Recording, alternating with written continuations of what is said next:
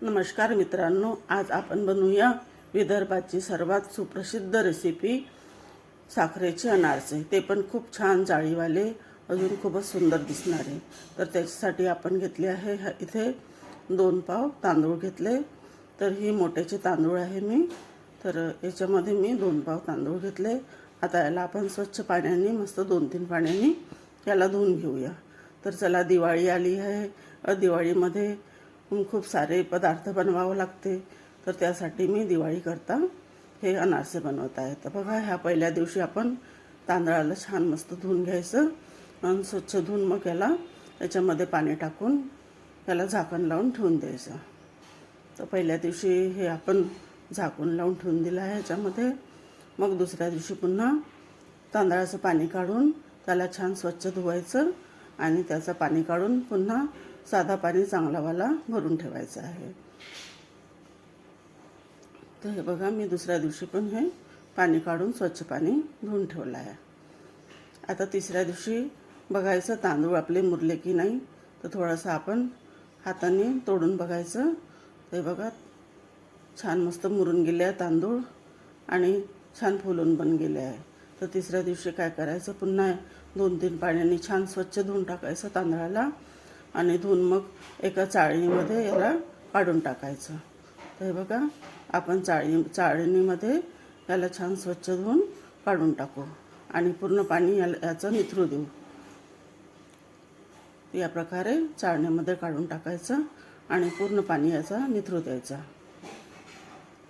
तर खाली एक भांडं ठेवून पूर्ण पाणी निथळून गेलं की बघायचं।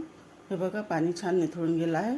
आता आपण एक सुती कॉटनचा कपडा घ्यायचा आणि त्याच्यावर पूर्ण तांदूळ जे आहे ते पूर्ण फैलून द्यायचे आणि याला पंख्याच्या हवेमध्ये 2-3 घंट्याकरता वाळू द्यायचं। तर लक्षात हे ठेवायचं आहे की तांदळाला आपण उन्हामध्ये बिलकुल पण नाही वाळवायचं, ह्या सावलीमध्येच किंवा पंख्याच्या खाली याला वाळू द्यायचं म्हणजे याचं पाणी, फक्त पाणी चांगला सुकून जायला पाहिजे आणि तांदळामध्ये थोडीशी नमी राहायला पाहिजे। हे बघा, मी वाळून टाकलं ना, वाळून छान तयार झाले आहे। तर थोडं हाताने बघितलं तर असं वाटलं पाहिजे की तांदळामध्ये थोडीशी नमी आहे आणि तांदळाचं पाणी पूर्ण वाळून गेलं आहे। तर या प्रकारे मग आता आपण याला वाटूया। तर चला, आपण मिक्सी जारमध्ये टाकून याची पिठी तयार करूया।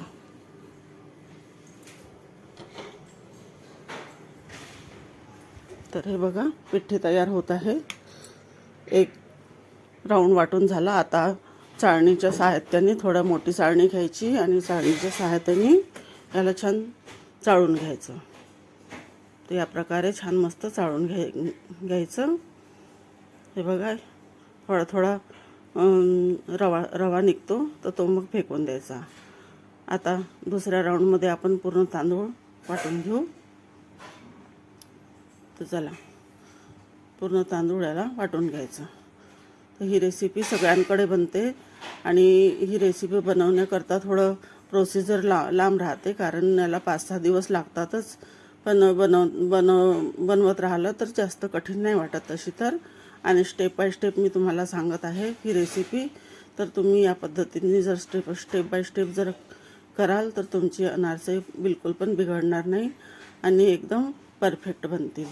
ही मी तुम्हाला गॅरंटी देते की तुमची जी रेसिपी आहे एकदम परफेक्ट बनेल।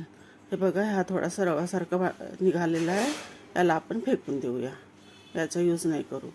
आता आपण साखर घेतली आहे, तर मी 2 पाव तांदळामध्ये मी 1.5 पाव साखर घेत आहे। तर इतकी साखर पर्याप्त आहे गोड होण्याकरता अनारसे। तर हे बघा, या प्रकारे साखर वाटून घेतली मी। आता मी ह्या पिठीमध्ये ही साखर मिळवणार आहे। तर आपल्याला थोडी साखर मिळवायची, एकदम नाही मिळवायची आहे। आता थोडीशी साखर अजून वाचलेली आहे, ती पण आपण याच्यामध्ये वाटून घेऊया। तर चला, पूर्ण साखर आपली वाटून गेली आहे। आता आपण या पिठीमध्ये थोडा करून पूर्ण पिठीमध्ये साखर छान एकजीव झाली पाहिजे, तशी हाताने छान मिळवून घ्यायची, म्हणजे पूर्ण एकजीव व्हायला पाहिजे। तर या प्रकारे आपण साखरेला पूर्ण मिश्रणमध्ये मिळवून घेऊया। तर हे बघा छान मस्त मिळून झाल्यानंतर ते स्वतःच थोडी गिली होते पिठी. तर याचे आपण छान मस्त मोठे मोठे गोळे बनवूया आता. आणि हे गोळे मित्रांनो 15 दिवस पण जर आपण घरी ठेवले तरी खराब नाही होत आणि चांगलेच राहतात. पहिलेच्या जमान्यामध्ये तर फ्रीज पण नव्हती तरी पण 15 दिवस बरोबर आरामात राहायचे हे गोळे. तर आपण थोडा थोडा करून पण बनवू शकतो. एका दमाने पूर्ण बनवून होत नाही, कारण कामं पण दिवाळीच्या वेळेस पुष्कळ राहतात. तर आपण थोडा अर्धा करून पण आपण बनवू शकतो.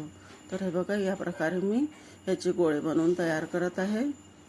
आणि हे पिठी पण म्हणजे हे जे अनारसाची उंडी म्हणतात याला आपण 2-3 दिवस कमीत कमी 3 दिवस तरी याला मुरू द्यायला पाहिजे. त्याच्यानंतर अनारसे बनवतात.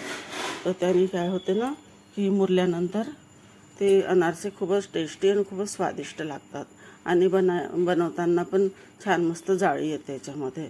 म्हणून याला थोडंसं मुरू देणं पण जरुरी असते, कारण एका दमाने आपण बनवू पण नाही शकत याला. म्हणजे कमीत कमी 5-6 दिवस तर लागतातच ह्या प्रोसिजरला बनवायला. पण तेवढं पण कठीण नाही. मी बिलकुल सोप्या पद्धतीने तुम्हाला हे अनारसे बनवणं सांगत आहे. हे बघा छान मस्त मी याचे गोळे बनवून तयार केले आहे आणि खूपच सुंदर गोळे बनवून तयार झाले आहे, तुम्ही बघू शकता. तर या प्रकारे 2 पावामध्ये माझे 5 गोळे तयार बनवून झाले आहे. हे बघा आता मी 3 दिवसाकरता झाकून असेच ठेवून देईन. 3 दिवसानंतर मी हा प्रोसिजर चालू करणार आहे. तर झाला 3 दिवस झाले आहे. आता 3 दिवसानंतर आपण ह्याला काढूया. मी एक नवीन ट्रिक तुम्हाला सांगणार आहे. अनारसाची उंडी भिजवण्याकरता एक नवीन ट्रिक सांगणार आहे. त्या ट्रिकने आपण अनारसे बनवले ना तर खूपच टेस्टी आणि खूपच स्वादिष्ट लागतात ते अनारसे बनवायला. तर कोळ्यांना आपण फोडूया आणि घेऊया केळ. हे बघा अनारशाला छान मस्त उंडी आपण फोडून टाकली याची. आता मी घेते आता केळ. तुम्ही कधी पण तुम्हाला ही ट्रिक कोणी सांगितली नसेल तर मी या केळा आणि अनारसाची उंडी भिजवणार आहे. तर मी फक्त आधा केळ घेत आहे आणि आधा बाजूला ठेवला आहे मी. तर आधा केळ घेऊन मी याला चांगला कुचलून टाकते. तर बाजूला थोडासा करून मी याला छान कुचलून टाकते हाताने. आणि मी कुचलल्यानंतर याचा जो कुचला आहे हा मी याच्यामध्ये मिळवणार आहे. हे बघा छान मस्त मॅश करून टाकलं मी याला. आता मॅश करून याला मी याच्यामध्ये भिजवून घेते. फक्त इतक्याच याने आपला जो मिश्रण आहे तो भिजून जाणार. याच्यामध्ये पाणी किंवा दूध काही पण टाकण्याची काही गरज नाही होणार. आणि हे बघा छान मस्त मिळून टाकून जर आपल्याला थोडासा मिश्रण ढिल्ला वाटला तर आपण याच्यामध्ये पुन्हा एक गोळा पुन्हा याच्यामध्ये टाकणार आहोत. तर म्हणूनच मी साधे गोळे वाचून ठेवले आहे की जर आपल्याला थोडासा ढिल्ला वाटला मिश्रण तर याच्यामध्ये टाकू शकू. म्हणून मी पहिल्यांदा 2च गोळे घेतले. आणि मला वाटत आहे की आता याच्यामध्ये पुन्हा लागणार आहे तर मी टाकणार आहे याच्यामध्ये. तो थोडा थोडा करून मी पूर्ण एक गोळा टाकणार आहे. हे बघा याच्यामध्ये मी पुन्हा मिळवते. आणि हे बघा मिळून झालेलं आहे. आता पुन्हा जो मी गोळा ठेवला आहे तो पण याच्यामध्ये मिळवून टाकते आणि छान मस्त याच्यामध्ये मॅश करून घेते. तर आपल्याला छान मस्त मॅश करून घ्यायचं आहे. थोडासा ढिल्लाच वाटत आहे तर मी पूर्ण एक गोळा म्हणजे अर्धा करून 2 वेळा घेतला मी. आणि याला छान मस्त मिळून टाकू आपण. आणि मिळून छान मस्त मिळून टाकू. तर ही रेसिपी मी तुम्हाला अगदी सोप्या पद्धतीने आणि स्टेप बाय स्टेप सांगत आहे मित्रांनो. तुम्ही बिलकुल व्हिडिओ बिना स्किप करता बघाल तरच तुम्हाला ही रेसिपी पूर्ण माहीत पडेल. आता मी 1 चम्मच याच्यामध्ये घी ॲड केला आहे आणि घी टाकून मी दही टाकून तूप टाकून याच्यामध्ये मस्त मी मिळवणार आहे. आणि मिळवल्यानंतर छान मस्त याचा मऊसर गोळा बनवून तयार करायचा आहे. तर तुम्ही बघू शकता खूपच छान मऊसर गोळा बनवून तयार झालेला आहे. आता आपल्याला हाताने अनारसे थापायचे आहे पण हाताने आजकाल अनारसे जमत नाही, पुष्कळांना हाताच्या याने अनारसे बनवणं जमत नाही, तर मी पुन्हा तुम्हाला एक दुसरी ट्रिक सांगणार आहे की अनारसे कसे थापायचे ते. आणि हे बघा, आधा केळ वाचून गेला आपला, आध्या केळामध्येच आपलं काम झालेलं आहे. तर आधा केळ बाजूला ठेवायचं. न 2 गोळे पण वाचले आहे, ते मी नंतर बनवणार आहे आरामात. तर चला, मी आता तुम्हाला दुसरी ट्रिक सांगत आहे. ते एका पॉलिथिनमध्ये हे तूप लावायचं आहे. तर छान मस्त पॉलिथिनमध्ये तूप लावायचं. आणि हे तूप लावल्यानंतर मग काय करायचं, आपल्याला छोटे छोटे गोळे बनवायचे आहे. तर बघा, ह्या पद्धतीने छान मस्त छोटे छोटे गोळे बनवायचे आणि ते या पॉलिथिनमध्ये ठेवायचे. तसे तर हे अनारसे हातानेच थापल्या जातात. मी तर दरवर्षी हातानेच थापते, पण तुम्हाला सांगण्याकरता म्हणून मी ही नवीन ट्रिप सांगत आहे की तुम्हाला पण व्यवस्थित जमलं पाहिजे आणि तुम्हाला करताना बिलकुल पण कठीण म्हणजे तुम्हाला बिलकुल पण त्रास नको व्हायला. म्हणून बघा, वाटीच्या साहाय्याने याला मस्त असं दाबून घ्यायचं, तर छान मस्त हे अनारसे गोल गोल होतात. आता याला काढून टाकायचं. आणि तुम्हाला वाटलं तर तुम्ही असे पण फ्राय करू शकता, पण याच्यामध्ये थोडीशी खाकस टाकावं लागते. खाकसेमध्येच अनारसे थापले जातात, पण मी वरून आता याच्यामध्ये थोडी थोडी खाकस लावत आहे. आणि खाकस लावून मग अनारसे मी तळणार आहे. तर खाकस लावल्यामुळे पण अनारसे खूपच छान लागतात मित्रांनो. याची चव खूपच मस्त लागते खाकसेमुळे. अजून गौर पण खूप छान उमटते. गौर म्हणजे जाळी पण खूप छान उमटते. आपल्याला जास्त तेलाचा उपयोग नाही करायचा आहे याच्यामध्ये. खूप म्हणजे तेल टाकला तर अनारसे बरोबर निघणार नाही. तर थोड्या थोड्या तेलामध्येच आपल्याला अनारसे काढायचे आहे. तर या पद्धतीनं अनारसे टाकल्यानंतर आपल्याला झाराच्या सहाय्याने याच्यावरती थोडा थोडा तेल ॲड करायचं आहे. कारण अनारसे जे आहे फक्त एका बाजूनेच शेकले जातात, तळले जातात. त्यामुळे अनारशावर वरून तेल टाकल्यामुळे अनारसे छान मस्त खुसखुशीत बनतात. हे बघा, एक अनारसा मी तळून सांगितला. आता मी पुन्हा एक दुसरा अनारसा तळून सांगते तुम्हाला. बिलकुल सोप्या पद्धतीने बस अनारसा टाकायचा आहे आणि त्याच्यावर मग आपण हे बघा थोडंसं पहिले होऊ द्यायचं याला. एकदम म्हणजे झारा किंवा चम्मच टच नाही करायचा. थोडंसं झाल्यानंतर याच्यामध्ये मग आपण थोडंसं झाराच्या सहाय्याने याला बघा थोडंसं आपण बाजूला सरकवून झाराच्या सहाय्याने याच्यामध्ये हळूहळू तेल ॲड करायचं आहे.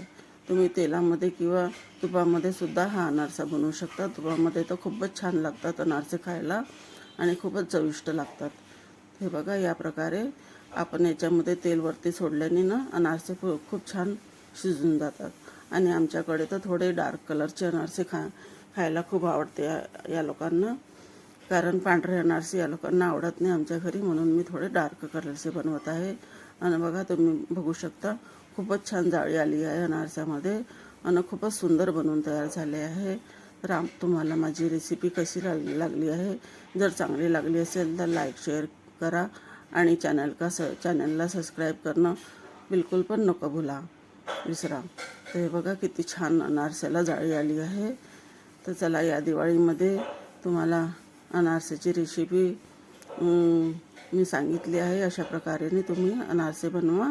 हॅपी दिवाळी.